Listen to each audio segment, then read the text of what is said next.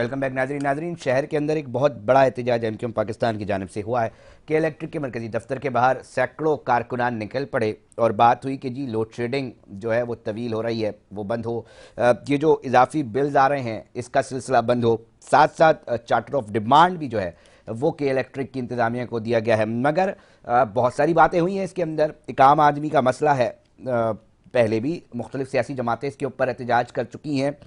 अब आगे कितने एहतजाज होने हैं, एक आम शहरी ये देख रहा है कि उसको उसके मसले का हल चाहिए। क्यों? क्योंकि इस शहर के अंदर जो रहता है मजदूर तबका, वो अब बिल नहीं भर पा रहा। इस शहर के अंदर जो रहता है एक आम आदमी जो कि तनख्वाहदार है, वो अब बिल नहीं भर पा रहा, उसकी जो कुव्वत है वो ख़त्म हो चुकी है।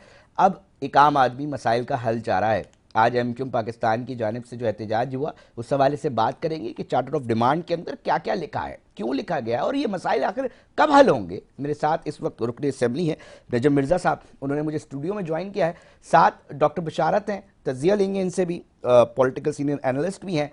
मैं चाहूँगा सबसे पहले डॉक्टर बशारत साहब आप मुझे बताइए कि आखिर क्या मसला है कि इस के इलेक्ट्रिक और जो बिजली के मामलात हैं, एक तिजारती मरकज़ है, कहते हैं जी कराची चलता है तो जी पाकिस्तान चलता है, बड़ा टैक्स लिया जाता है, हर हुक्मरान हमें ऐवान में भी और प्रेसेस में भी ये बता रहा होता है, मगर मसले का हल नहीं निकल पा रहा। ये मसले का हल कैसे निकल सकता है और क्यों निकल नहीं पा रहा? मैं चाहूँगा ओपनिंग आप करें जी डॉक्टर बशारत। देखिए, इसके लिए जरूरी ये है कि मुद्दे को समझा जाए कि इसकी जड़ कहाँ पे है। जैसे कि एफपीसीसीआई ने कहा है और आपने सुना होगा कि जो एफमा के चेयरमैन थे, आजकल प्रेसिडेंट चीफ हैं, गौर एजाज साहब, और केयर टेकर मिनिस्टर भी थे जी। उन्होंने बार बार ये मसला उठाया है और ये कहा है कि जितने भी आईजीपीज हैं इनका फोरेंसिक ऑडिट कराया जाए। बिल्कुल बात चल रही है। फॉरेंसिक ऑडिट क्या होता है? फॉरेंसिक ऑडिट में उनका लीगल ऑडिट होता है, टेक्निकल ऑडिट होता है और फाइनेंशियल ऑडिट होता है। तो ये डिमांड जो है ये एफपीसीसीआई की तरफ से भी दी गई है। बात ये है कि समझने की कि इस वक्त मुल्क में जो डिमांड है वो गर्मियों में 22,000 मेगावाट होती है, क्योंकि उससे ज्यादा आप ग्रिड नहीं ले सकता। 22,000 मेगावाट आपको बिजली चाहिए होती है गर्मियों में, और सर्दियों में ये गिरकर जो है 7-8 हजार मेगावाट पे सिर्फ रह जाती है। तो जब आपकी मैक्सिमम डिमांड गर्मियों की 22,000 मेगावाट है तो आपने क्यों इजाजत दी कि 45,000 मेगावाट के पावर प्लांट ऑलरेडी लगा दिए हैं।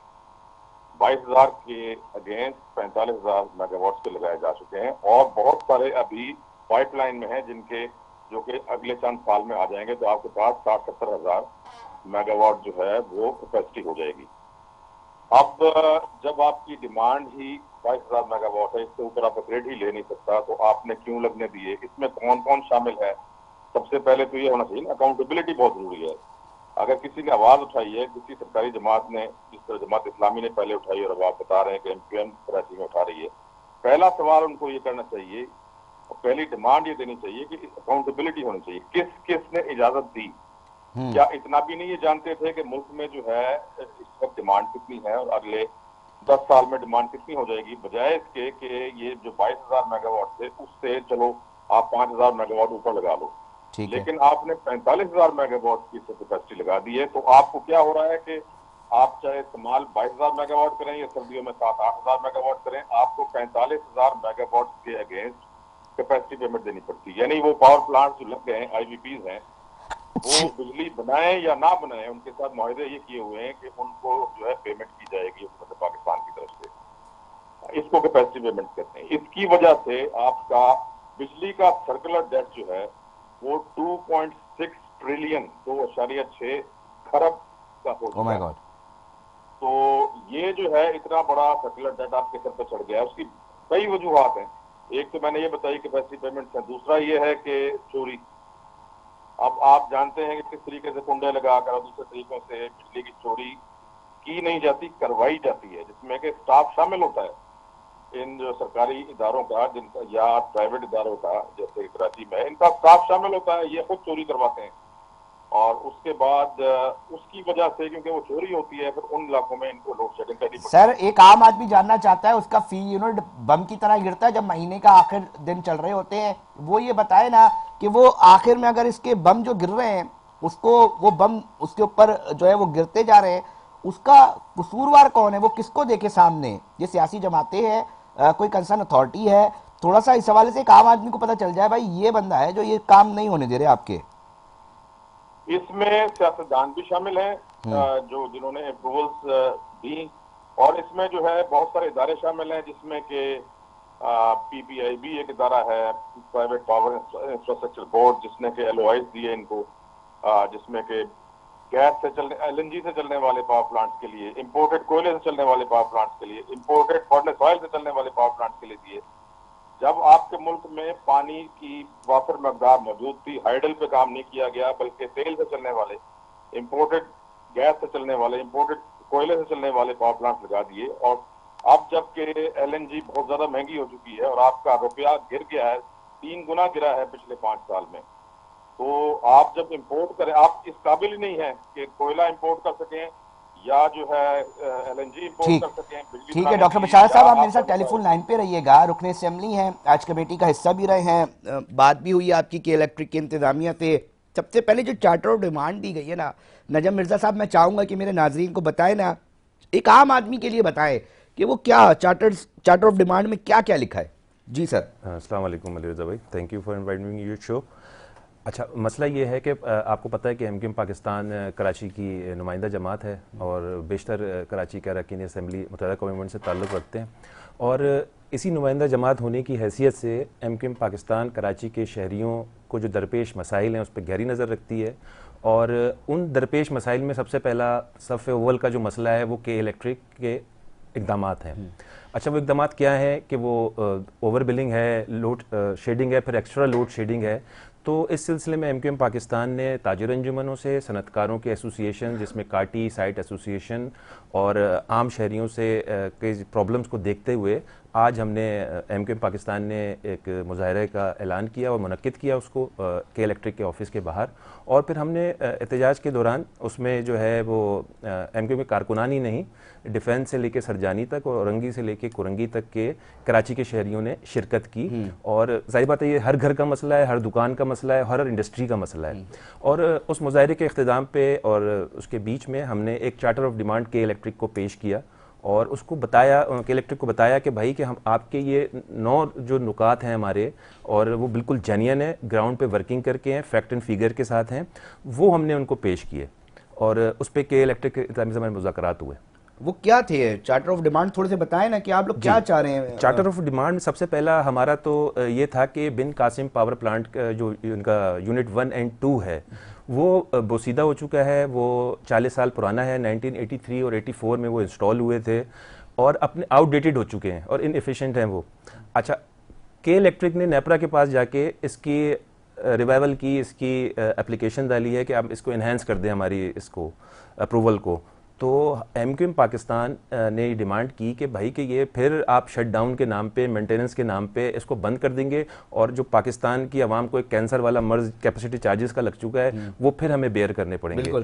तो एमक्यूएम पाकिस्तान के जो वफ्द जिसमें मैं भी शामिल था, हमने clear cut, loud and clear अल्फाज में बता दिया कि ये किसी सूरत में हम ये अप्रूवल नहीं लेने देंगे, इसके लिए हम कोर्ट जाएंगे, इसके लिए हम वफाकी हुकूमत से बात करेंगे, हम नापरा से बात करेंगे इसके लिए। नजम मिर्जा साहब, एक बड़ी अहम बात नाजरीन हुई, टिकट्स भी आए और जारी भी हुई। फारूक भाई कहते हैं जी एमक्यूएम शरीफ क्या हुई, के इलेक्ट्रिक बदमाश हो गई, और मैंने सुना है एमडी ने मुलाकात में भी काफी टाइम लगाया। देखिए, तो एमडी साहब तो मौजूद सुनी नहीं जा रही, क्या मसला है? नहीं, एमडी साहब तो वो मुजाहरा देख के उनकी तबीयत खराब हो गई थी, वो मौजूद ही नहीं थे। तो फिर उनकी तरफ से दूसरे जो उनके आला अहदेदारान हैं उन्होंने शिरकत की और फिर हमारे उनसे मुज़ाकरात हुए। थोड़ा सा इस हवाले से भी बताइएगा, इस शहर के अंदर आप भी इस गली मोहल्लों में घूमते हैं, हम भी घूमते हैं, मैं बिजली का बिल भाई प्रॉपर तरीके से देता हूँ। मुझ जैसे हज़ारों लोग होंगे, लाखों लोग होंगे जो बिजली का बिल प्रॉपर दे रहे हैं। वो फतारे माफिया जिसके पास बिजली का बिल नहीं लगा हुआ, मीटर नहीं लगा हुआ, वो बिजली इस्तेमाल कर रहा है। इस शहर के अंदर बड़ी तादाद में मोहल्ले के मोहल्ले बिजली चोरी कर रहे हैं।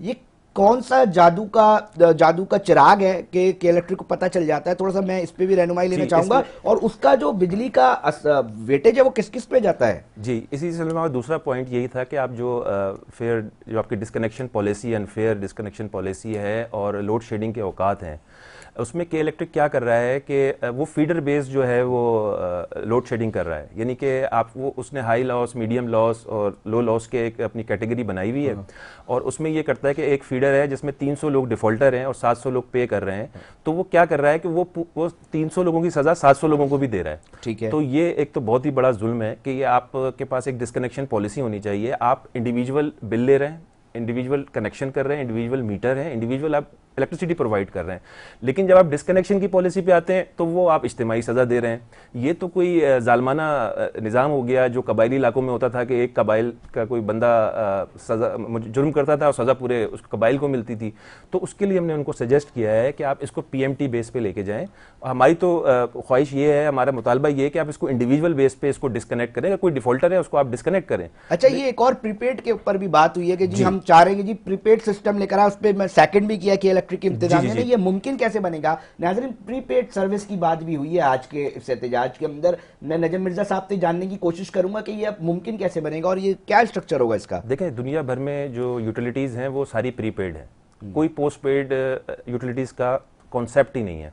हम ये चाहते हैं कि आप इसको प्रीपेड मीटरिंग की तरफ लेके जाएं, और उसमें जैसे आप मोबाइल यूज़ करते हैं अपने कॉल्स और अपने डाटा के लिए, आप एक कोई जो भी पैकेज आपको सूट करता है वो आप बाजार से ले लेते हैं कार्ड की सूरत में। तो इसी तरीके से भी कंज्यूमर को ये राइट होना चाहिए कि उसका जितना यूसेज है वो उतनी बिजली जो है उसके यूनिट्स परचेज करें कार्ड की सूरत में और अपने कार्ड मीटर पे चार्ज करें। उससे आपके ये लोड शेडिंग के मसाइल, उससे आपकी चोरी के मसाइल, उससे ओवर बिलिंग के मसाइल ये कम हो जाएंगे। मैं जाऊंगा थोड़ा सा डॉक्टर बशारत साहब की तरफ भी। सर, ये जो सिस्टम है ये किस तरह चलता है? एक आम आदमी बड़ा परेशान होकर रह गया है, वो कह रहा है कि भाई मुझे हल तो दे दो कम से कम, ये हल क्यों नहीं मिल पा रहे? थोड़ा सा इस हवाले से बताइएगा। पॉलिटिकल फोर्सेस को क्या करना चाहिए? एहतिजाज से बढ़कर क्या सूरत निकल सकती है डॉक्टर बशारत साहब? देखिए, सबसे पहला काम ये है कि अकाउंटेबिलिटी, जैसे मैंने कहा कि जो अफसरान और जो सियासतदान शामिल हैं ये 45,000 मेगावाट के पावर प्लांट्स लगाने में, जबकि सिर्फ रिक्वायरमेंट आपकी सर्दियों में 7-8 हजार मेगावाट और गर्मियों में 22,000 मेगावाट होती है।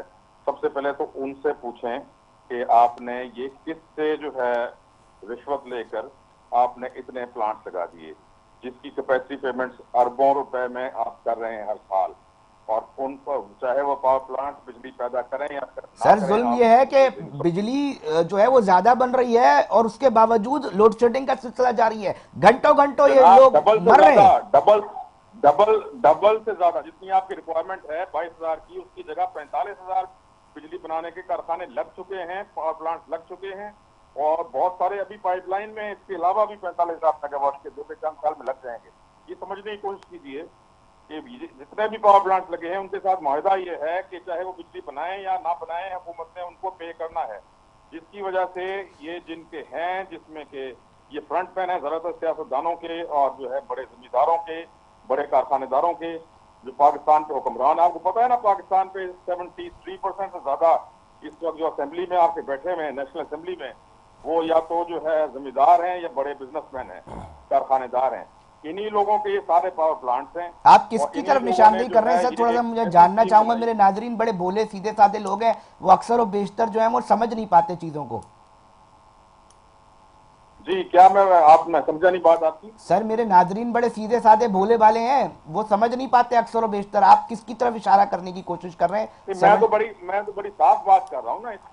इसमें जो है यही तो इन्वेस्टिगेशन होनी चाहिए। इसमें कौन कौन शामिल है जिसने 45,000 मेगावाट की अप्रूवल दे दी, जबकि रिक्वायरमेंट आपकी सिर्फ 22,000 मेगावाट है गर्मियों में और 8,000 मेगावाट है सर्दियों में। तो 13,000 मेगावाट एवरेज के अगेंस्ट आपने 45,000 मेगावाट के लगा दी पावर प्लांट। ये इन्वेस्टिगेशन होनी चाहिए, फॉरेंसिक ऑडिट होना चाहिए इन तमाम जो है IPPs का, जिससे पता चले कि कोई और इन्वॉइसिंग तो नहीं की गई। और जितना सर हमारे यहाँ सर कुछ होती है इन्वेस्टिगेशन, होता ही है कि निकलती शराब है, पता चलता है जी शहद की बोतल थी। तो इन्वेस्टिगेशन अगर इस तरह जाएंगी तो फिर सूरत हाल तो बड़ी मुख्तलिफ निकलेंगी। आपको लगता है इधर इन्वेस्टिगेशन उस लार्जर स्केल पे इस तरह हो सकती है? देखिए, मैं समझता हूँ कि आप ये देख लें कि जिस तरीके से पाकिस्तान की इकोनॉमी का बेड़ा गर्क किया गया पिछले 5 साल में। देखें सर, ताजिर मर गया है, रो रहा है, वो कह रहा है भाई मुझे बता दो मैं इस सूरत हाल के अंदर तिजारत करूं कैसे, वो आइडिया दे दो, वो तरीकेकार, वो नुस्खा बता दो मुझे। लाखों लोग बेरोजगार हो रहे हैं क्योंकि इंडस्ट्री चल ही नहीं सकती इस रेट पर, इस टैरिफ पर जो कि बिजली का हो चुका है। और ये जो है टैरिफ यहाँ रुकेगा नहीं, ये बढ़ता चला जाएगा क्योंकि जो कैपेसिटी पेमेंट्स हैं वो बढ़ती चली जाएंगी। जो सर्कुलर डेट है आपका इस वक्त 2.6 ट्रिलियन है, ये बढ़ता चला जाएगा, ये कम नहीं होगा। और इसका बोझ आवाम पे ही पड़ेगा। डॉक्टर बशारत साहब आप लाइन पे रहिएगा। बड़ी स्टैटिक्स आप बता रहे हैं मेरे नाजरीन को, कोशिश भी ये होती है कि स्टैट्स आप तक पहुंचाओ नाजरीन। सर लोग ना फिर इस तरफ आएंगे नजम साहब, वो कहेंगे जी एमक्यूएम पाकिस्तान बिल्कुल कराची की आवाज़ है, मगर वफाकी हुकूमत के साथ दिखाई देती है। वो सुन क्यों नहीं पा रहे वफाकी हुकूमत के लोग जो आपके साथ स्टैंड करते हैं, आप उनके साथ स्टैंड करते हैं? कहाँ उनको क्यों नहीं समझ नहीं आ रही कि लोग अब मर चुके हैं? यकीन जाने आपके पास भी लोग आते होंगे, मरे हुए आते होंगे, वो कहते होंगे ये मैं बिल आ गया मेरे पास, मैं इसकी कंप्लेन भी नहीं करा पा रहा, मेरी सुन भी नहीं रहा। बिल्कुल ऐसा है। ये हाल है इस वक्त। अली भाई, हमारे एमपी ऑफिस में सबसे ज्यादा जो शिकायत आती है ना, वो सबसे ज्यादा आती है के इलेक्ट्रिक की। अच्छा, उसमें मसला शिकायतें क्या होती है मेरे नाज़रीन सुन लेना। शिकायतें मैं बताता हूँ आपको, बात कर रहा हूं मैं शिकायतें नहीं है, ये जुल्म है जो शिकायत की सूरत में हमारे पास आता है। होता ये है कि आप प्रोटेक्टेड जोन में हैं, आप 200 यूनिट, जाहिर बात है ज़्यादातर लोग उसी में हैं, 200 यूनिट आप स्पेंड करते हैं, आप एक महीने में 201 यूनिट कर देते हैं मिसाल के तौर पे, तो आपको 6 महीने दोबारा प्रोटेक्टेड जोन का स्टेटस हासिल करने के लिए चाहिए कि आपको 200 यूनिट से लेस देन आपने कंज्यूम करना है। और जब तक नहीं आता, यानी कि प्रोटेक्टेड जोन का जो यूनिट रेट है वो 7 रुपीज़ समथिंग है और वो 17 रुपीज़ पे चला जाता है। तो जिसका बिल आप समझें कि 3,000 4,000 आ रहा होता है, वो 10 से 11,000 में पहुंच जाता है टैक्सेस वगैरह के साथ। तो ये एक बहुत बड़ा जुल्म है और आईपीपी के लिए एमक्यूएम पाकिस्तान ने सबसे पहले इसको इनिशिएट किया। मुस्तफ़ा कमाल साहब ने 18 जुलाई को सबसे पहले इस सिलसिले में प्रेस कॉन्फ्रेंस की और फिर ये उसके बाद जो है वो हॉट टॉपिक बना इस कंट्री का। और उन्होंने उसमें बताया कि भाई ये कैंसर से ज्यादा मौजी मर्ज है आपकी मईशत को। नजम साहब ताजिर मर गया है, मेरे पास हर तीसरे दिन ताजिर आता है, वो कहता है मुझे बिजली बताओ मैं कैसे तिजारत करूं, मुझे वो कह रहा है मुझे नुस्खा बता दो भाई। यही मसला है। देखें, ये आज जो हमारे चार्टर ऑफ डिमांड थे उसमें दो हमारे जो नुकात थे वो इंडस्ट्रीज से मुतालिक थे। नंबर 1 पहला ये था कि इंक्रीमेंटल सब्सिडी दी गई थी कोविड-19 में। आपको पता है पाकिस्तान के माशी हालात क्या हैं, इंडस्ट्रीज कैसे सर्वाइव कर रही हैं, वो किस तरीके से। मैं कुरंगी से मेरा ताल्लुक है, कुरंगी इंडस्ट्रियल एरिया मेरे उसमें आता है, मेरी काटी वालों से मुलाकात होती है। लोग 3 शिफ्टों में बिजनेस करते थे, उनकी शिफ्टों में फैक्ट्रीज में चलती थी। अब वो मिनिमम एक शिफ्ट 8 घंटे की चलाना उनके लिए मुश्किल हो गया है। आपकी यूनिट कॉस्ट यहां पे पहुंच गई है कि आप दुनिया भर में कंपीट नहीं कर सकते। कराची में जो स्टील इंडस्ट्रीज यहां पे लगी हुई हैं, लेकिन उसमें अच्छा मैं आपको इंक्रीमेंटल सब्सिडी का बता रहा था। इंक्रीमेंटल सब्सिडी कोविड-19 में दी गई थी पूरे पाकिस्तान की इंडस्ट्रीज को और 42 अरब रुपए कराची के इंडस्ट्रीज के लिए भी थे। अब आप ये जुल्म देखें कराची के साथ कि उसमें से 9 अरब रुपए दे दिए गए, 33 अरब रुपए अभी तक डिसबर्स नहीं हुए हैं। बिल्कुल ऐसा ही है। तो भाई हमने ये मुतालबा के इलेक्ट्रिक के साथ किया है कि भाई ये फिलफोर आप 33 अरब रुपए इंडस्ट्रीज के तो करें ताकि वो अपना जो फाइनेंशियल बर्डन है वो कम कर सके। दूसरी बात कि फ्यूल एडजस्टमेंट चार्जेस हैं, हमने गुजरांवाला के, मुल्तान के, लाहौर के इंडस्ट्रियल जोन के बिल्स देखे हैं। वहां पे फ्यूल एडजस्टमेंट चार्जेस की जो शरह है वो कराची में उससे कहीं ज्यादा है, यानी 3 से 5 रुपए कराची के इंडस्ट्रीज से और कंज्यूमर से ज्यादा चार्ज हो रहा है। सर पता है मुझे ऐसा फील होता है, मतलब मैं नहीं कह रहा, जब मैं ताजिरों से बात करता हूँ, सनतकारों से बात करता हूँ, वो कहते हैं भाई हमें ऐसा लगता है कोई सेट पैटर्न है कि जी कराची से जो है ना सनतें बंद हो या पंजाब की तरफ चली जाए। ये कोई पॉलिसी है, ये कोई मुनज़्ज़म एक अंदाज है? मतलब मुझे बताए ना चीज़ें ठीक हो नहीं रही। प्लान्स FBR भी है, दीगर टैक्सेस भी हैं, फिर आप बिल उठाएं, यूनिट्स के तो बिल आप दे रहे हैं, फिर पता चलता है जी अब बल्दिया का भी आपने पूरा करना है, फिर आपको पता चलता है जी अब एक और टैक्स है, फिर अब पता चलता है भी ये दूसरा टैक्स भी देना है। इस शहर के लोगों को मतलब बहुत ज़्यादा अमीर समझ लिया है, यहाँ कुएं हैं कोई तेल के निकलते हैं, क्या है? मैं थोड़ा सा आपसे भी जानना चाहूँगा, आप भी इस गली मोहल्ले में घूम रहे हैं ना असल में। अली भाई देखें, जुल्म है, जुल्म जब बढ़ता है तो मिट जाता है। अच्छा मसला मैं बात कर रहा हूँ, जो पूरे पाकिस्तान के किसी शहर में जो लतीफ़े नहीं सुनेंगे ना आप लोग, वो आपको इस शहर में मिलेंगे नादरीन। ये आप बिल्कुल सुने, जो आप लोग टैक्स भर रहे हैं, थोड़ा सा मुझे बताइएगा, कोई उम्मीद है? क्योंकि जो आप लोगों ने बात की आज मीडिया से, उसमें कहा है कि अभी हमारा आगाज़ है। नहीं, ऐसी बात नहीं है, उसमें मुज़ाकरात हुए हैं और उसमें हमने स्ट्रेट अवे बोला है कि अपनी डिमांड नंबर 1 पे जो बिन कासिम पावर के यूनिट 1 और 2 के मुतालिक है। दूसरा, लोड शेडिंग के लिए उन्होंने कहा है कि 12 बजे के बाद जो लोड शेडिंग है वो सुबह 7 बजे तक नहीं होगी। अभी ये एक्स्ट्रा लोड शेडिंग कर रहे थे, 1:30-2 बजे तक कर रहे थे। तीसरा, प्रीपेड मीटरिंग सिस्टम के लिए उन्होंने बताया है हमें कि भाई ये नेपरा में हमने इसकी अप्रूवल के लिए दिया हुआ है और ये इसी साल एग्जीक्यूशन स्टेज में आ जाएगा।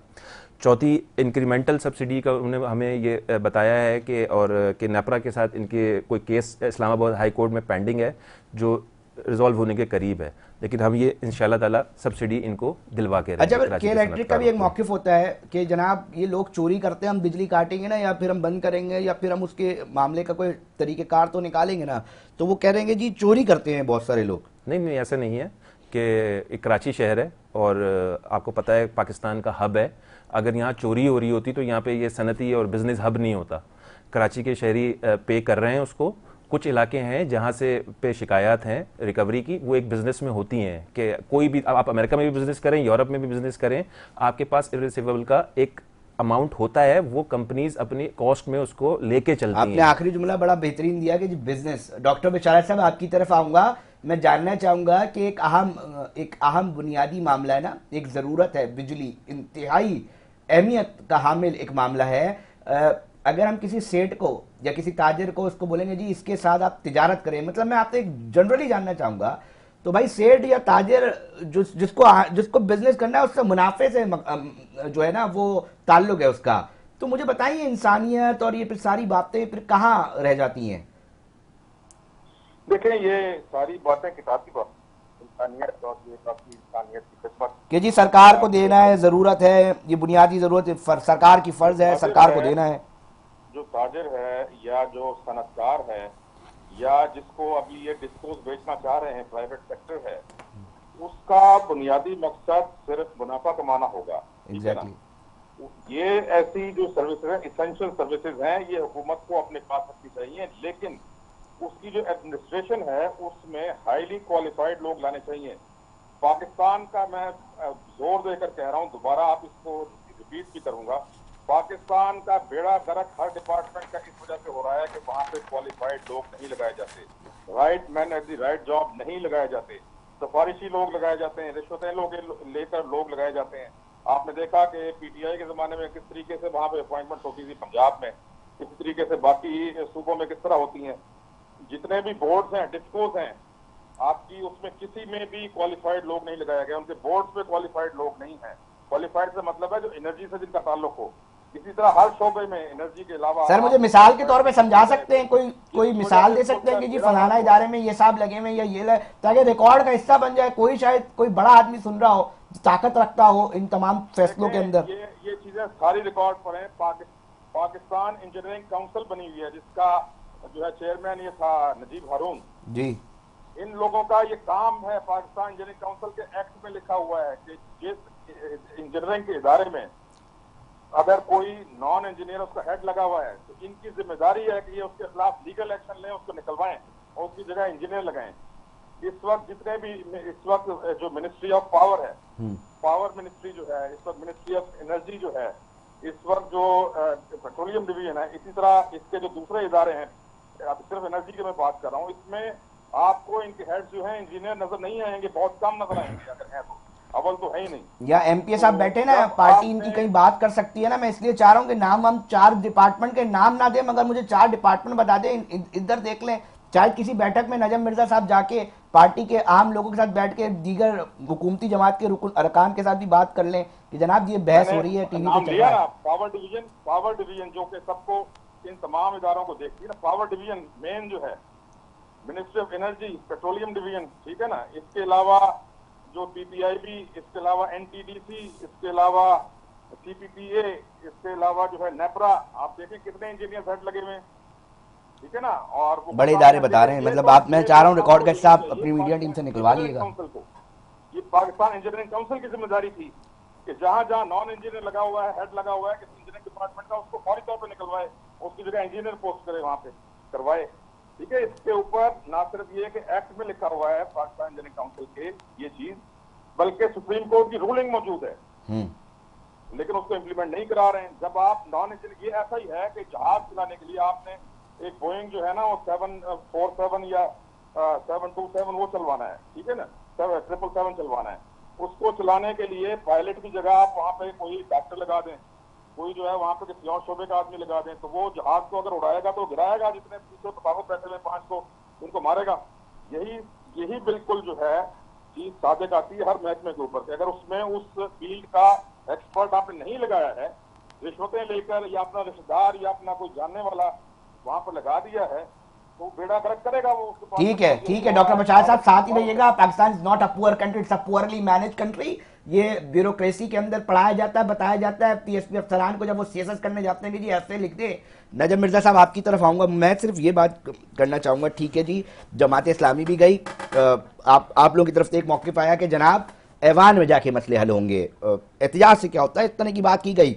अब आप लोग भी एहतजाज पे, क्योंकि लोग को भाई गुड़ ना दो, गुड़ जैसी बात करो। अब लोग कह रहे हैं कि भाई हमारे लिए कुछ तो बोल लो, कुछ तो कर लो। अब मसला हल नहीं हो रहा, अवाम के जो फी यूनिट आ रहे हैं वो बम बन के गिर रहे हैं, लोग उस नहज तक पहुंच रहे हैं। मुझे नहीं पता आपके पास कितनी कंप्लेंट आ रही है, हमारे पास जो इतलात आ रही है, लोग कह रहे हैं अभी तो हम उधार ले रहे हैं, अभी तो हम कोई ना कोई सिलसिला करके अपनी चूड़ियाँ सोना बेच के कर रहे हैं। ये वक्त ना आ जाए कि लोग खुदकुशियों की तरफ चले जाए, मेरे मुंह में खाक। आपकी क्या सूरत हाल देखते हैं, काबू कैसे होगी? एमक्यूएम पाकिस्तान ने अब एहतजाज कर दिया है, व्हाट नेक्स्ट? देखिए, जो लोगों को मसाइल हैं वो ऐसे ही हैं जैसे आपने बयान किए, लेकिन ये हल जो है वो इन्हीं 9 जो हमारी डिमांड हैं के इलेक्ट्रिक के साथ उसी से हल होंगे।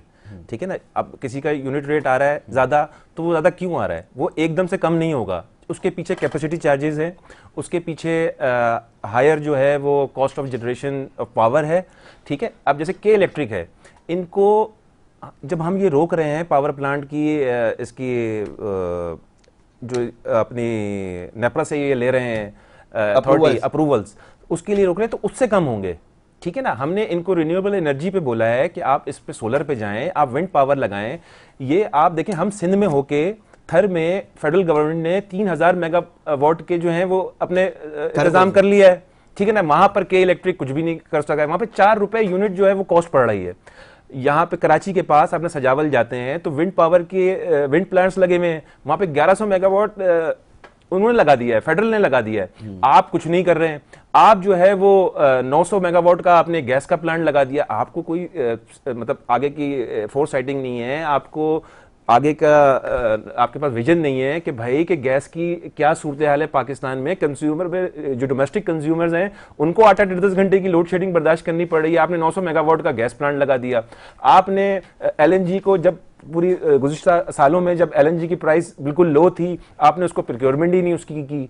आप जो है वो रिन्यूएबल एनर्जी पे जा नहीं रहे हैं, आप अपने वही पुराने घिसे पिटे निज़ाम को चलाना चाह रहे हैं, आप अपने इंफ्रास्ट्रक्चर पे वर्किंग नहीं कर रहे हैं, आप अपने मैनेजमेंट सिस्टम को बेहतर नहीं कर रहे हैं। तो इस तरीके से काम नहीं होगा। हमने उनको ये तजावीज़ दी हैं कि भाई कि इसको आप इसको चीज़ों को बेहतर करें, और ताकि कराची की आवाम के ज़िंदगी में मैं आपकी बात से नहीं एक अंदाज़ा पता क्या लगा पाया हूँ नजम साहब कि ठीक है जी, बहुत बुरा इदारा है, ठीक है जी, बड़े मसाइल हैं, मगर एक काम उसको बड़े बेहतर अंदाज में करना आता है, वो है टैक्स कलेक्शन, जो शायद एफबीआर भी नहीं कर पा रहा। माजरत के साथ ये मैं नहीं कहता, ये ताजर बरादरी आके मुझे बता के मेरे कानों में चली जाती है, मुझसे कोई गिला नहीं कीजिएगा। वाकई में अब ये टैक्स कलेक्शन का जो मामला है, मतलब कहाँ से कहाँ तक भरेगा। अब मामला फिर ये है कि एमडी मुलाकात नहीं कर रहे नजम साहब। अब मसला ये है कि फिर फारूक भाई ने बोला, हमने सुना है कि जनाब की एमक्यूएम शरीफ क्या हो गई।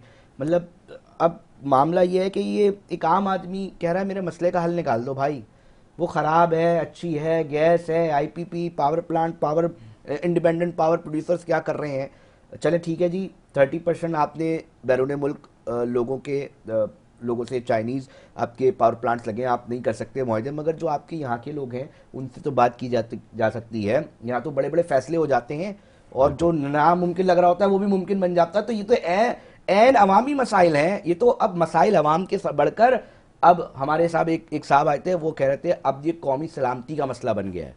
क्यों? क्योंकि जो रेवेन्यू जनरेट करने वाले लोग हैं, ताजिर हैं, जो अहम सनतकार हैं, वो ख़त्म हो चुके हैं। अब आप फैसला की वो घड़ी आ चुकी है नजम साहब। अब आप मुझे आखिरी कमेंट्स कर देना कि अब क्या सूरत हाल, ये कोई समझ क्यों नहीं पा रहा है ये मसले को। देखें, ये इसमें जो हमने मुस्तफ़ा कमाल साहब और हमारे जो अरकान कौमी असम्बली वज़ीर-ए-आज़म साहब से मिले थे, और उन्होंने यही तजवीज़ दी थी कि जो लोकल IPPs हैं उनको तो आप अपने एग्जीक्यूटिव ऑर्डर से इसको फ़ौरन इस मुआहदे को जो है वो फारिग करें। इंतज़ार किस चीज़ का है? नहीं, ये तो हमने वज़ीर-ए-आज़म साहब से बात की, मैं आपको बता रहा हूँ। ठीक है। और जो आपके फ़ॉरेन IPPs हैं जो ज़्यादातर चाइनीज़ हैं, तो उसमें आप चाइना का विज़िट करें, आप वज़ीर-ए-आज़म चाइना से मुलाकात करें, उनको बताएं कि भाई पाकिस्तान कहाँ पर आ गया है और उसकी वजह से पाकिस्तान के वजूद ख़तरे में पड़ चुका है।